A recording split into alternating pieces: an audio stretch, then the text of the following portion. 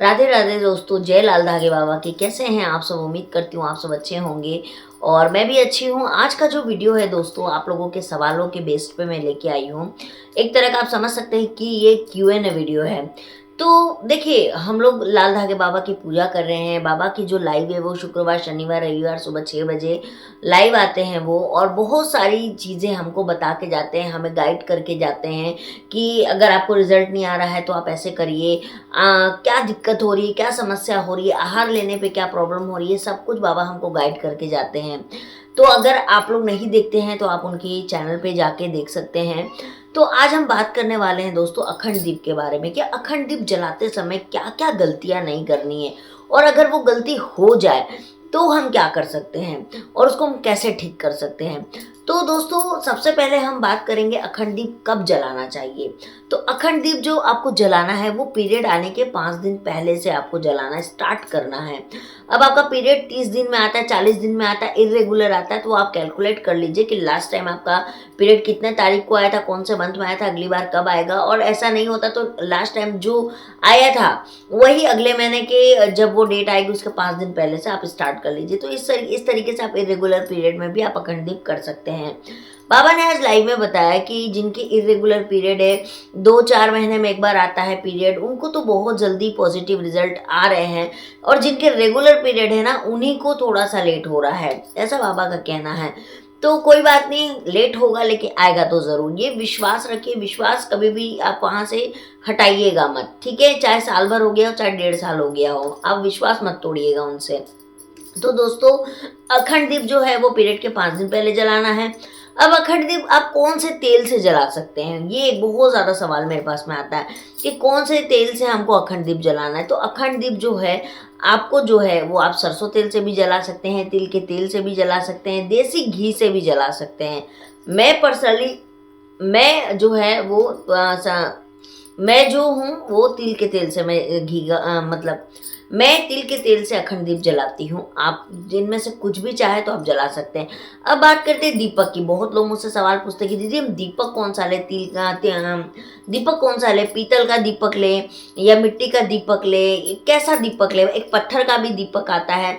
तो देखिए, यहाँ पे मैटर दीपक करता ही नहीं है, यहाँ पर मैटर करता है वो अखंड ज्योत की बाती, वो मैटर करता है। तो आप जो है वो अखंड दीप जब भी जलाएंगे आप किसी भी दीपक में जला सकते हैं। पहले के समय में क्या होता था कि लोग आटे का दीपक जलाते थे। आटा को आप गूंद लिए दीपक के शेप में, जितना बड़ा दीपक चाहिए उतना बड़ा शेप में आप आटा को गूंद के रख लिए और उसमें दीपक जलाइए। वो बेहद शुभ माना जाता है, आज भी शुभ माना जाता है। तो आप उसमें भी जला सकते हैं दीपक को, कोई दिक्कत नहीं है। अब बात करते हैं दीपक को हमको कब जलाना है।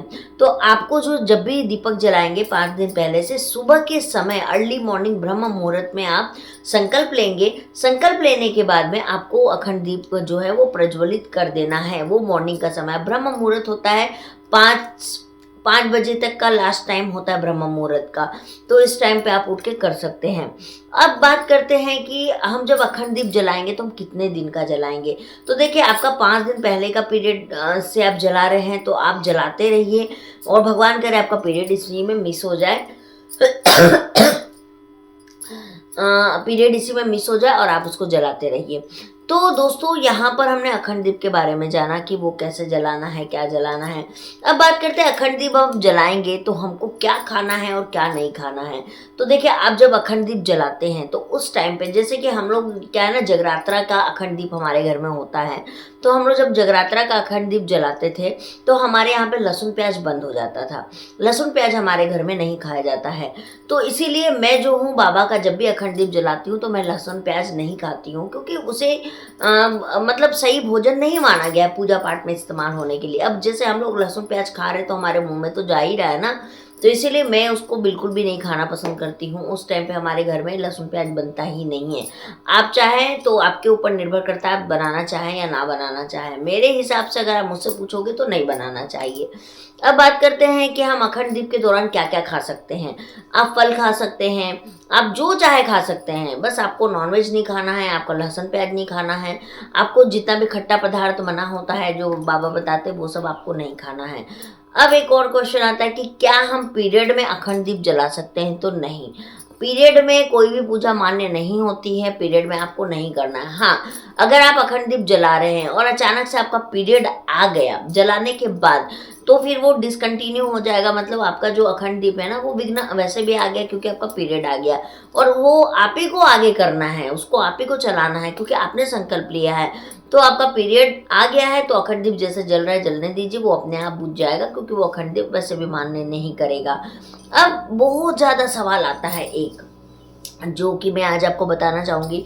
देखिए, जब भी अखंड दीप आप जलाए तो आपको फिजिकल रिलेशनशिप में बिल्कुल भी नहीं रहना है, मतलब पति पत्नी का रिलेशन नहीं रखना है। बहुत लोग बोलते हैं हम 1 महीने से अखंड दीप कर रहे, 2 महीने से अखंड दीप कर रहे।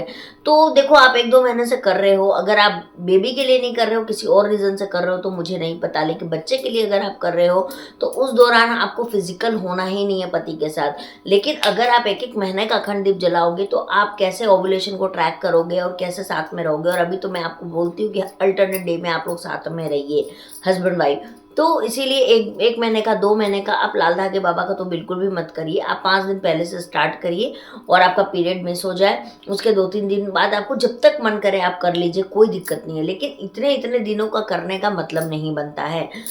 अब बात करते हैं कि अखंड दीप अगर हमारा बुझ जाए तो हम क्या करें। ये बहुत ज़्यादा सवाल आता है कि अखंड दीप बुझ जाए तो क्या करना चाहिए। देखिए, हम लोग जब जगरात्रा करते थे, जगरात्रा हमारे घर में होता है माता का, तो उसमें एक बार हमारे वहाँ पे अखंड दीप बुझ गया था। बुझा इसलिए था क्योंकि अखंड दीप प्रज्वलित था और अचानक से खिड़कियाँ वगैरह खुली हुई थी, तो हवा के झोंके से हमारा जो दीप था वो बुझ गया। तो पंडित जी बैठे हुए थे क्योंकि हमारे घर में पंडित जी आते थे, तो उन्होंने बोला कि कोई बात नहीं, आप इसको दोबारा प्रज्वलित कर लीजिए, क्योंकि इसमें आपकी गलती की वजह से ये नहीं बुझा।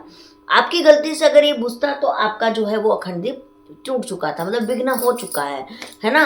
तो कहने का मतलब है कि अगर आपका दीप बुझ रहा है जिसमें आपकी गलती नहीं है, जैसे कि सपोज आपने उसको जलाया हुआ, अचानक से मान लीजिए हवा चलने लगी, अचानक से किसी बाहर के व्यक्ति ने आके पंखा चालू कर दिया, या ऐसा कोई रीजन जिसमें कि आप जिम्मेदार नहीं हैं उस अखंड दीप का, या आपके घर वाले जिम्मेदार नहीं हैं, क्योंकि अगर आप जला रहे हो तो आपकी पूरी फैमिली उसमें आती है ना, इंक्लूड होती है, तो आप उसको वापस से जला लीजिए। लेकिन अगर आपकी गलती की वजह से अखंड दीप बुझा है, जैसे कि सपोज आपने अखंड दीप को जलाने के बाद आप कहीं बाहर निकल गए, मार्केट निकल गए, और आपका अखंड दीप अकेले है। और एक चीज़ और बता दूं कि अखंड दीप को अकेले कभी भी नहीं छोड़ा जाता। आप रहिए या आप घर के किसी भी व्यक्ति को वहाँ पर बैठा के रखिए, देखते रहिए कि आपका अखंड दीप बुझना नहीं चाहिए। किसी भी रीज़न से आपको घी या जो भी आप तेल यूज़ कर रहे हैं उसको टाइम टू टाइम आपको डालना है, आपको उसकी बाती को आगे करना है, ये आपको लगातार करना है। रात में भी आपको उठ के चेक करना है कि आपका बाती बुझा तो नहीं है ना,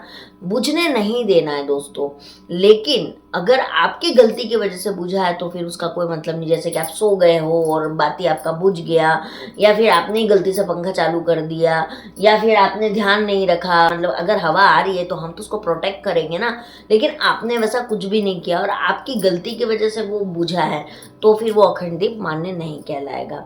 अगर किसी दूसरे की वजह से हुआ है तो अलग बात है। तो देखिए, मैं तो एक ही चीज़ कहूँगी कि आप संतान प्राप्ति के लिए अखंड दीप जला रहे हो तो इसमें गलती तो होनी ही नहीं चाहिए, गलती किसी भी रीज़न से नहीं होना चाहिए। लेकिन अगर बहुत सारी महिलाएं ये सवाल पूछती है कि मेरा अखंड दीप, और मुझे सबसे ज़्यादा ताज्जुब ये होता है कि बहुत सारी हिंदू महिलाएं ये पूछती है कि दीदी हम अखंड दीप पीरियड में जला लें, पीरियड में जला सकते हैं। अरे आप कैसी बात कर रहे हैं, आप सनातनी हैं, हिंदू धर्म में जन्म लिए, क्या आपके घर में पूजा पाठ नहीं होता? आपको पता नहीं है कि अखंड दीप का या किसी दीप का कितना महत्व है हमारे हिंदू रिचुअल में? तो उस अखंड दीप जो है, या कोई सिंपल दीप भी, या सिंपल अगरबत्ती भी, या सिंपल कुछ भी, मतलब पीरियड में मान्य नहीं होता। हाँ, आप दूर बैठ के भक्ति करिए, आप दूर बैठ के भजन गाइए, आप दूर बैठ के सत्संग करिए, सब चलेगा। अकेले बैठ के कर लीजिए सत्संग, तो वो सब चलता है। लेकिन आप जानबूझ के जाके अगर करते हो तो ये तो आपको फल नहीं, और उल्टा आपके लिए पाप लग जाएगा। तो इन चीज़ों से दोस्तों बचिए, ये चीज़ें बहुत बचाव के लिए है। अब एक महिला बोल रही थी कि दीदी हम व्रत में क्या खाएंगे क्या नहीं खाएंगे। तो देखिए, व्रत में फलाहार ही खाया जाता है, और आज तो बाबा ने बताया है कि आप क्या क्या खा सकते हैं, जैसे काले अंगूर खा सकते सकते हैं, केले खा सकते हैं, सेब खा सकते हैं, आप ये चीज़ें खा सकते हैं, पानी ज़्यादा से ज़्यादा आपको पीना है। ये चीज़ें आज तो बाबा ने लाइव में भी बताई है। तो आप इन चीज़ों को करिए, आपको वैसे ही करना है। और व्रत में भी आप जो हैं अपने घर में ज़्यादा से ज़्यादा रहिए, घर में टाइम दीजिए। और वैसे भी हिंदू मान्यता में कहा गया कि जब आप अखंड दीप प्रज्वलित करते हैं तो उस वक्त आपको घर से बाहर नहीं निकलना चाहिए और दिए को अकेले तो बिल्कुल भी नहीं छोड़ना चाहिए। तो ये चीज़ें हैं और ये चीज़ें मैंने आपको इसीलिए फिर से बताई है कि अखंड दीप जला रहे हो तो अखंड दीप के नियम पालन ज़रूर करो। अखंड दीप में आपको स्वच्छ रहना है, हाइजीन मेंटेन करना है, गंदे हाथ से आपको भगवान की तरफ नहीं आना है। आप हाथ को बार बार धोएं तभी उनको छुएं। और देखिए, सबसे एक आज मुझे किसी ने कमेंट किया था कि अगर भाग्य में बच्चा होता है ना तो हो जाएगा, नहीं तो नहीं होगा। नहीं, मैं इस बात को नहीं मानती हूँ, अब तो नहीं मानती हूँ। रीज़न क्योंकि भाग्य को बदलने की ताकत हमारे शिव रखते हैं। बहुत सारे लोग आके पता नहीं, मैं जब बाबा की वीडियो बनाती हूँ तो उस पर हंस के जाते हैं या ये करके जाते हैं। तो मैं उन सबसे कहना चाहती हूँ कि देखिए, हंस लीजिए, आपका समय है आज हंसने का, हंस लीजिए। लेकिन जिस दिन मेरा रिजल्ट आएगा ना, एक इतना बड़ा मुंह पे करारा तमाचा होगा उन लोगों को जो आज हंस के जा रहे हैं। हंसिए, आप लोगों का अच्छा समय। बोलते हैं ना, जिसको बिन मांगे मोती मिल गया वो क्या जानेगा, जिसने बिन मांगे औलाद पैदा कर ली उसको क्या पता है जिसको बच्चा नहीं हो रहा उसका दुख।